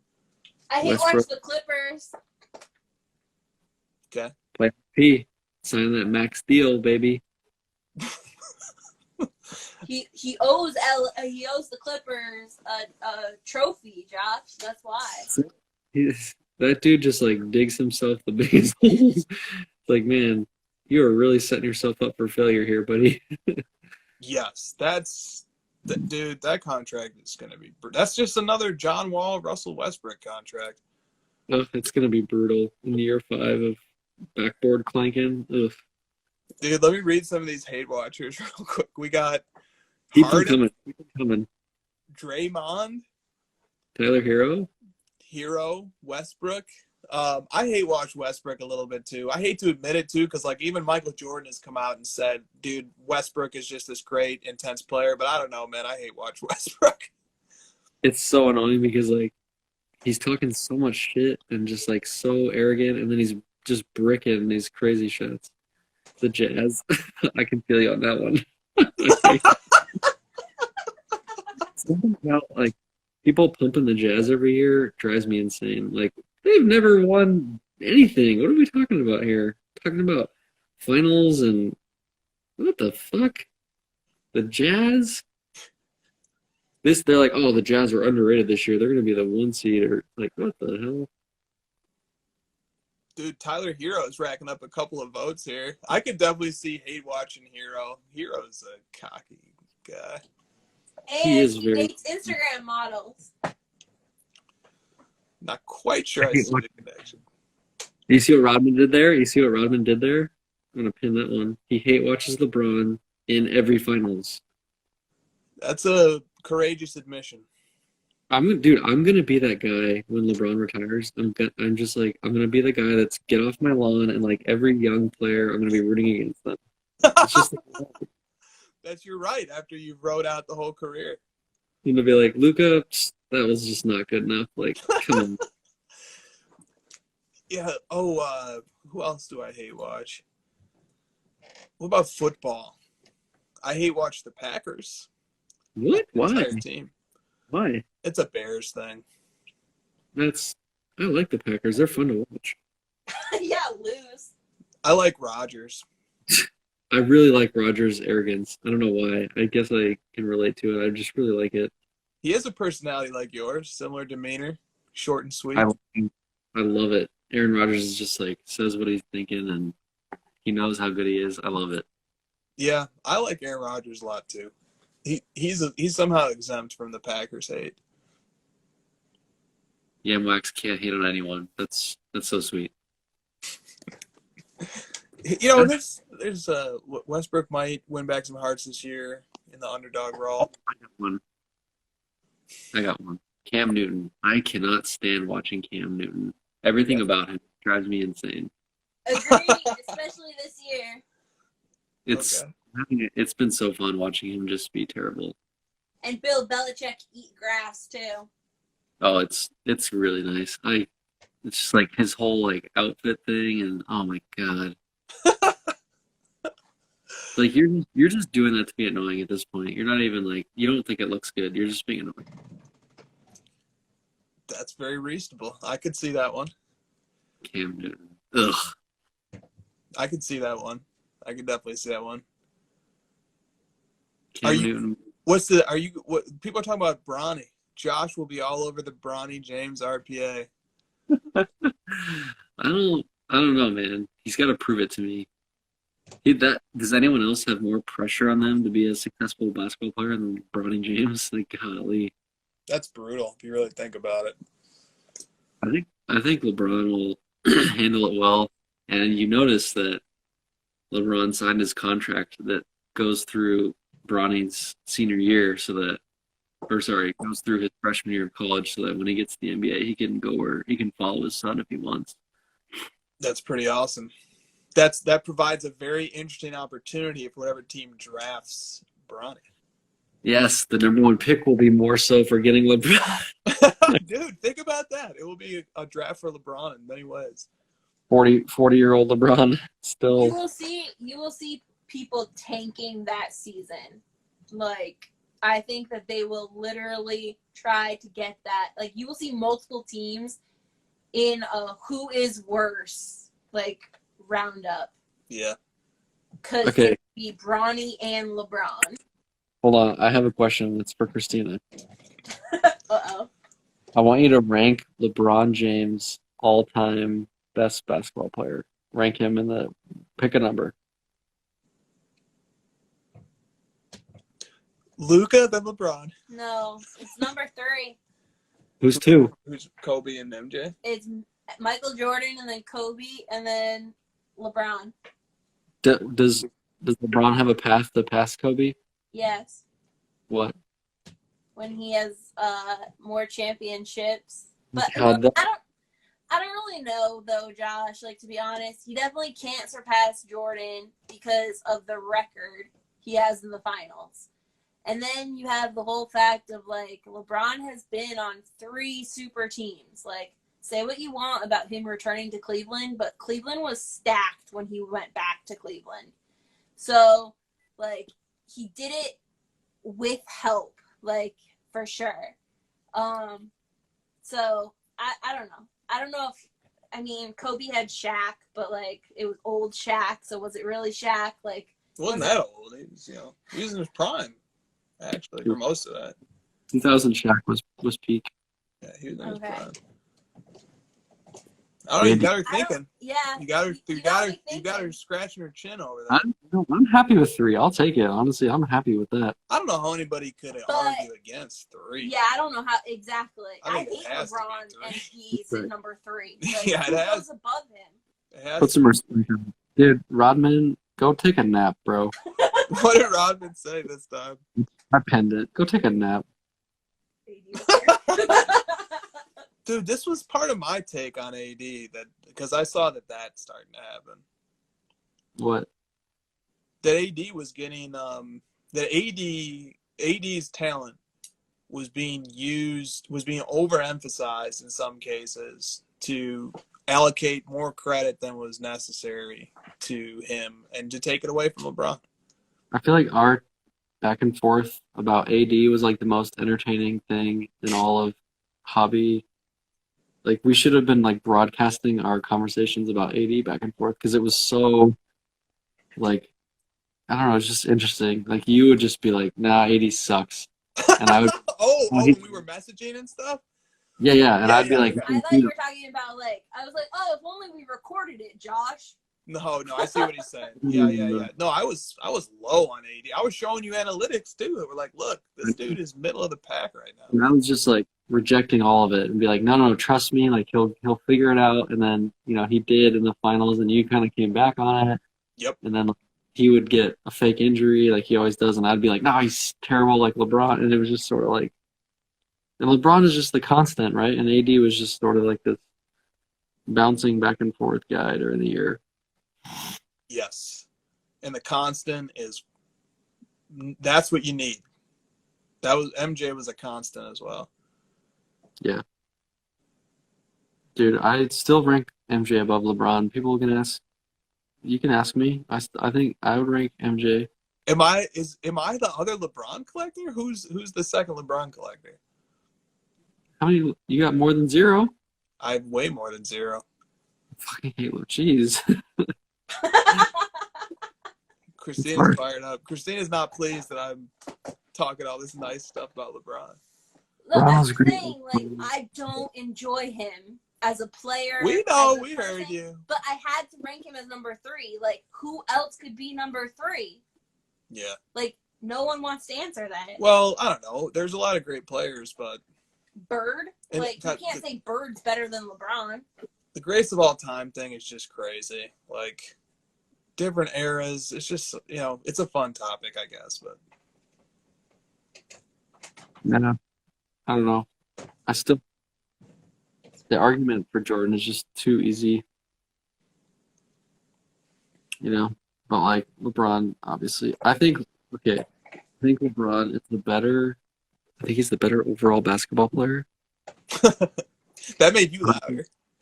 But I think Jordan is the better, like career, and just like has the better argument for. I can see that. David loves some Larry Bird. Dude, Larry Bird won 3 consecutive MVPs while being on, like, legit one of the best teams in the league. Like, Yep. Think about how crazy that is. You can't take that away from him. I would say he's 4th. He's up there. There's so many players. There's really so many. Like what are you measuring it by? See Robert Horry. Now that's my type of How contribution. much do you, when you're thinking of GOATs, how much do you consider just like their peak versus their longevity, like their absolute just peak? You know, Larry Bird has that kind of going for him where he hit 3 straight MVPs, but he didn't play for very long, and he kind of got hurt and had back injuries. Whereas LeBron is just sort of like this, almost like 15-year peak or whatever. How do you feel about like I don't know, trying to think of someone that had a short career that peaked really high, but Well, yeah, I would think about it like this. Think about a musician or a film director. What if they make like 1 or 2 fantastic albums and everything else sucks? Versus what if they have a long career and put out a lot of great content that entertains you over a long period of time? There's levels on which you enjoy both of those types. Yeah, musicians is that's a great comparison. You know, I don't know a lot about that, but I can get the gist of it. My phone is at 5%. I don't want to drop off and leave you stranded. We got to make it to midnight. Do you have a charger? Yeah. Okay, I got a portable charger over here. God, how do I do this? You plug it into the phone, and then you press the button. Oh, I pressed the button after. Yeah. Dude, Adam is still on the thing. You want to know the most intriguing thing of my entire week? Just how fast the 2 hours go. It's so annoying. They do go fast. Like, we're just chilling, and I look over, and it's like, what the fuck? It's a good thing. It's You fun. see me look over this way, it's me looking at the clock, being like, God damn it! One day we should sit on here and just not stop until the viewers goes to 0. We're at 72 people. You guys are weirdos. Staying at the You guys are crazy. 3 hours of looking at this? Card ladder news. Great question. Yes. What can we say? The news is good. We have 3 huge things coming. Yes. 3 Yes. monster things. I know one of them. How do you not know all 3? You work for this company. What are the other ones? I don't even know which one you're saying. The one that I've been testing today. The app. Oh, are we saying that? Yes, that one. The app. Yes. What's the second one? The merch. Yes. The content. Oh. See, asking me to rank the all-time greats is like asking me to rank those. You know? Rank those 3. 1 app, 2 content, 3 merch. But There you go. I don't want to sell that content game, bro. yeah, we recorded an episode this week in the newly constructed Card Ladder Studio, content studio. Hopefully that'll be out for you guys sometime next week. It was pretty sweet. That's all I'm going to say about that. It's pretty sweet. Card Ladder Studios and the app and the merch is coming. The merch is sweet too. The merch is really sweet. We're lucky. We got some bright minds and designers and graphic artists, producers who come up with some pretty good stuff from time to time. We're doing a lot of shit at once. I don't know. I don't want to like brag, but like if you guys have ever run a small business, like it is just a lot of work, and it's like very demanding, and there's just like infinite things that come at you, and it's like, especially when people are like, "Oh, can you just like start merch?" And you're like, "Yeah, Sure. fuck." Just like that guy who wants who like, yeah, grade that card for me, send me the profits. Right. Yeah, totally. I'll get right on that. Merch actually fun. Merch actually isn't that hard though. Once you have good designs. By far the easiest part of all of this. Yes, merch is easy. No offense to Nick, but you told me he spent like 20 minutes on that. Yes, because that's all you got to do. You can set up a bonfire account or whatever, and Right. they do all the production. I made merch for Cardboard Chronicles. It's not that hard. Oh, I she's don't not have wearing it. it right now. I was gonna say, Cardboard Chronicles piece of merch is regularly done. My favorite Two of us. my favorite memory of Card Ladder might be that when we were about to launch the site, Christina was like, "Now, when we launch this, can I tell people there's a native app too for their phones?" And I'm like, Jesus, my bar is just like, apparently I gotta make you a web app and a mobile app. No, can't tell them that. I don't have that done yet. No, Like, oh. I thought I said like, when can I tell them we like Yes. have a native app? Because I was like next week, Josh. Like, For all my developer friends out there, they're just like laughing so hard with me because it's like that's the hardest part of all of it. And you're like, can that be done in a week? And I'm like, no, it can't.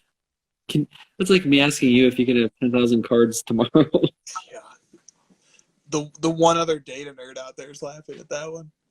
me. The one other, yeah. If Paul's on here, he's laughing. That's about Yeah, it. right. Yeah, dude, I've seen how much work it was and the different chunks of work that had to be done to make the app.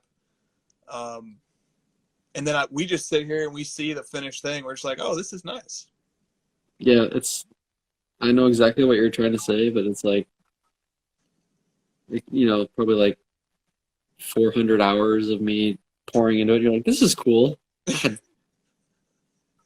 That's the most frustrating part about being a developer. And at my day job, I'll make some like massive feature that took me like 3 weeks to build, and then the customer will be like, "Cool, finally!" I'm like,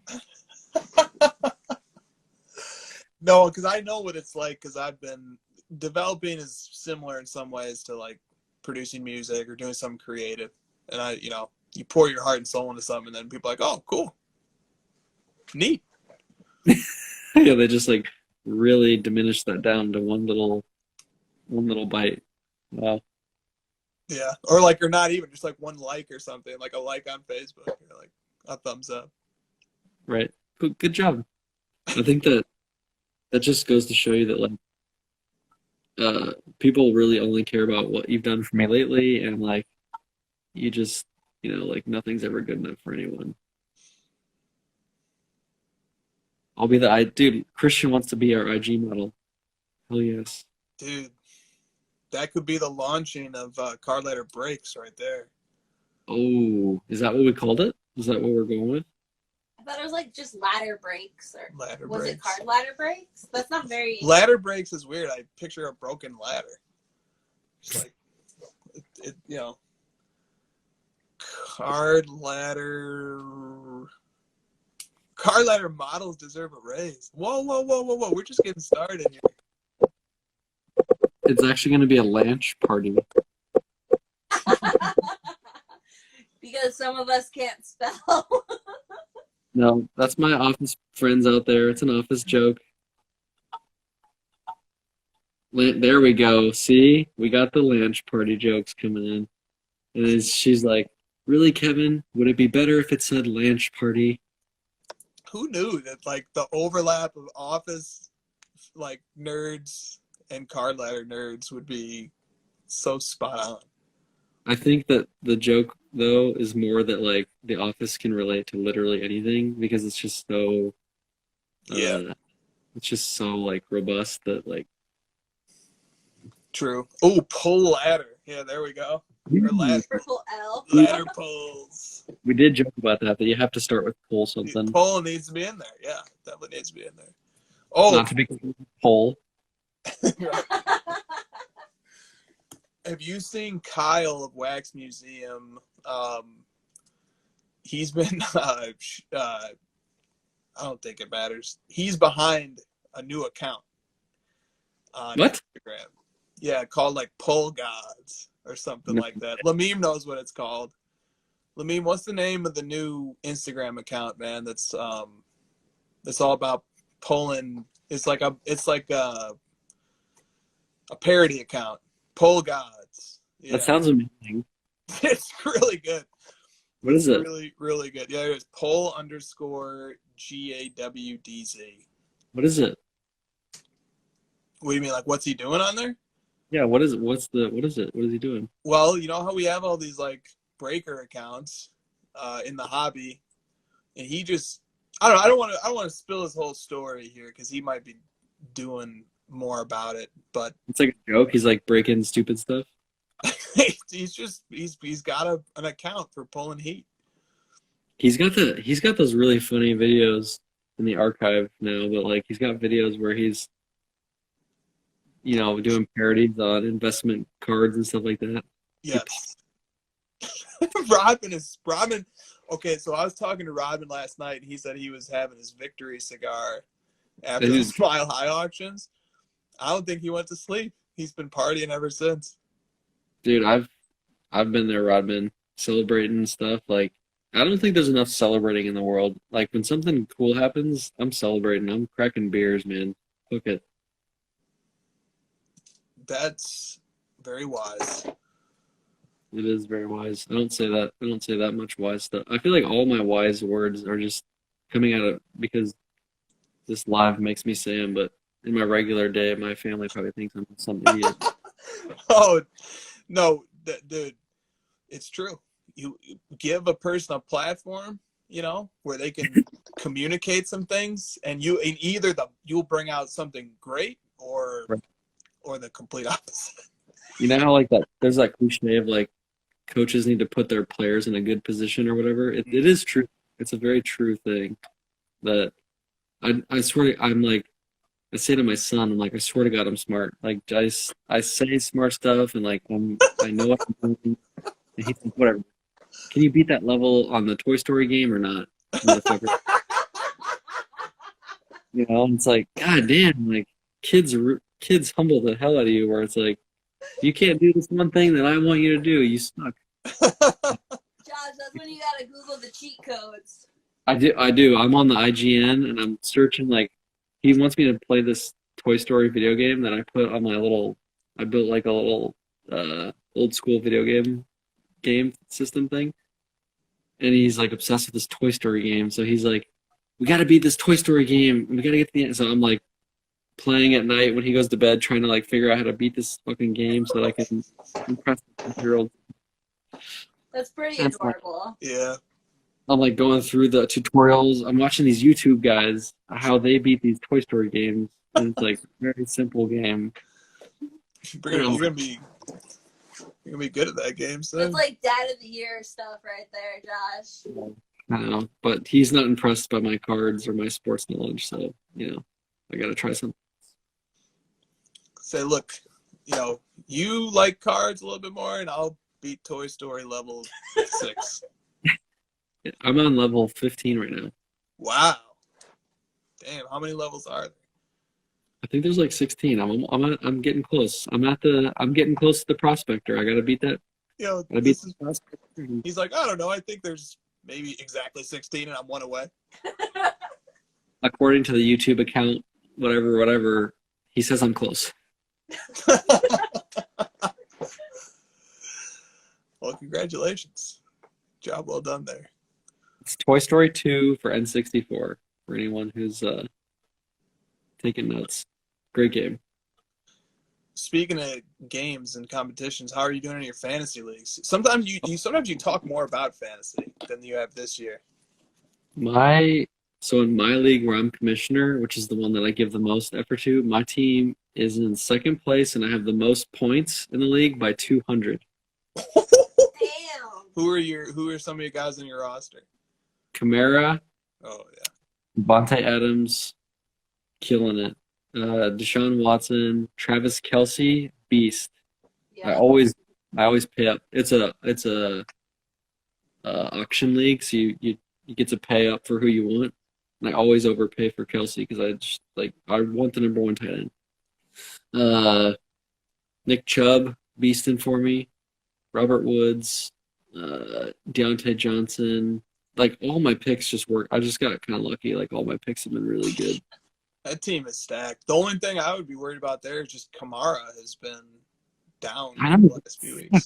Like the best voice number 2 on N64 was underrated as fuck. That's right. What about you? Are you playing fantasy football? Yeah, and so the way our league works is there's 4 weeks of playoffs, but only 2 rounds. So Oh, we're going into the second week of the playoffs. I'm up by 60 points. there you My go. opponent, so I would really have to have a collapse. He has McCaffrey, so if Doubtful. McCaffrey plays, Doubtful. yeah, I know. Doubtful. Yep. So hopefully McCaffrey doesn't play this week, and I'm going to be coasting. But I Who was kind of that? got screwed too because one of my running backs is Antonio Gibson, and he just went out with a toe. Who else you got? I've got Adam Thielen, Justin Jefferson, Oof. Tyreek Hill, who Oh. went off for me. 60 points. Yeah, he went off for me. Oof. Quarterback, I have 2. I have Russ and Josh Allen. Oof. And then when I'm really thin at running back, I had right now I think I'm starting Myles Gaskin maybe or something. Who else I got at running back? I got nobody at running back at all.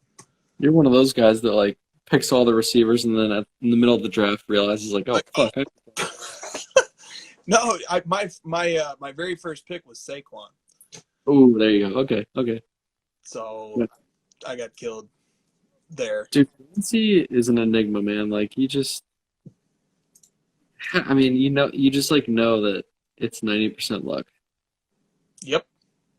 You're like, me getting Kamara and Adams is like, I just lucked into the number 1 running back, number 1 receiver, and then when the playoffs start, Kamara apparently sucks now. It's like, what the hell? Yeah, it's true.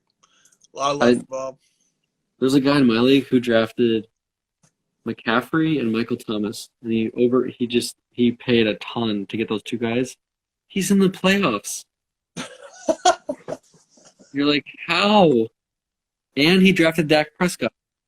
He had Dak Prescott, McCaffrey, and Michael Thomas, and he's in the playoffs. How is that possible? He has like the 3 highest paid players at their position, all just complete busts. What? Yeah, because a lot of guys did come into their own later on, and like Antonio Gibson. Oh, my other running back's the guy from with the Jaguars. Robinson. Rob, he's been the best value. Yes.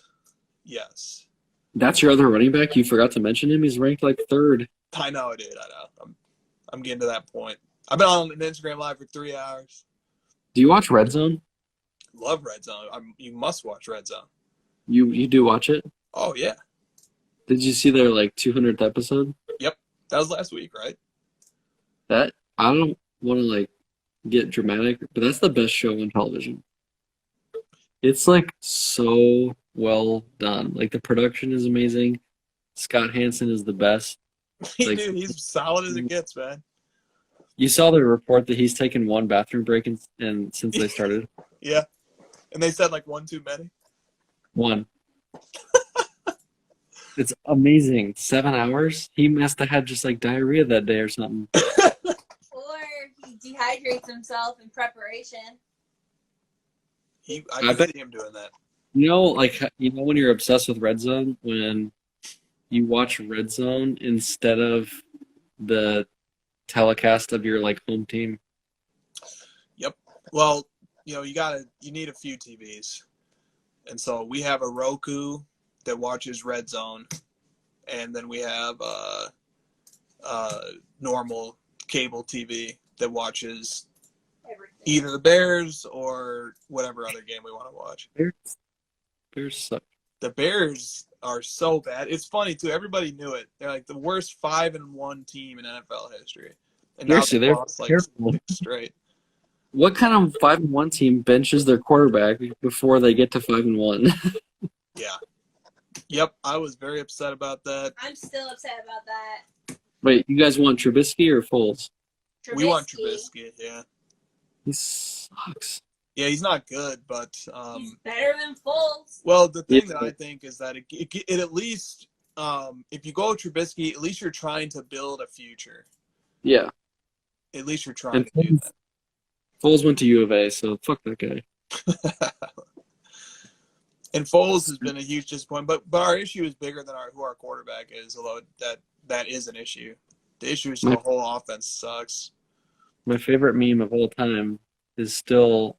Have you seen this meme where it's like Trubisky, like scanning the field, and there's literally a receiver in the middle of the field with like nobody within like 20 yards of him, and he's like,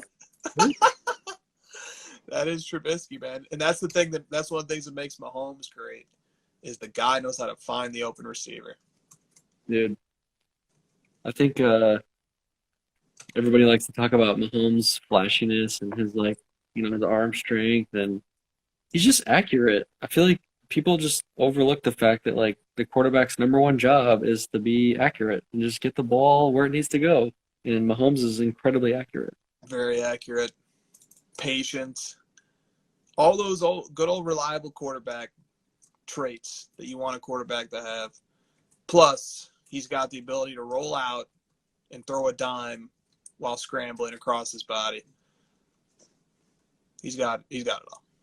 My favorite quarterback of all time is Peyton Manning.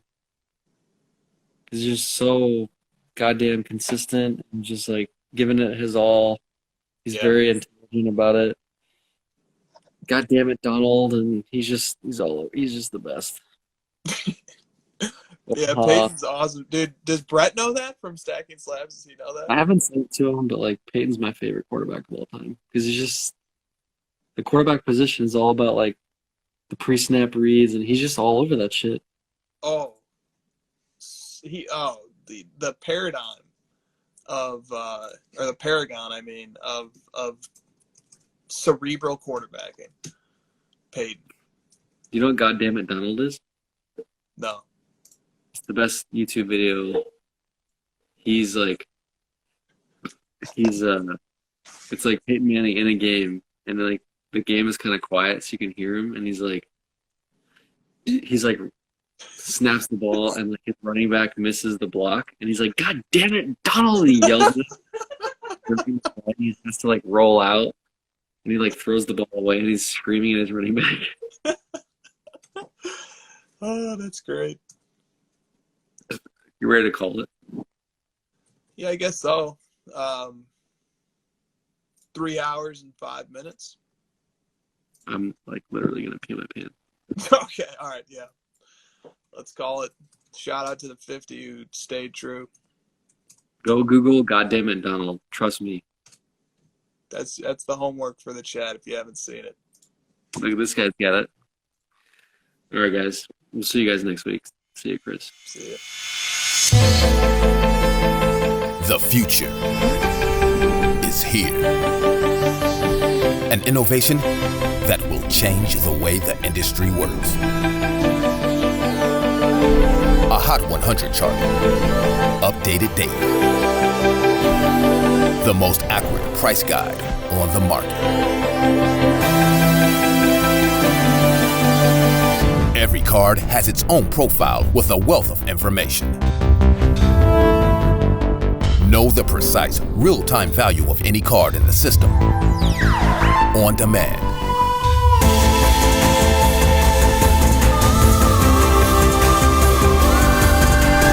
You now have the power to unlock the secrets of the hobby.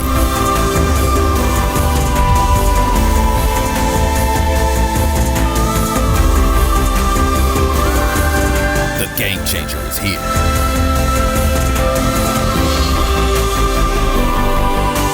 Card Ladder.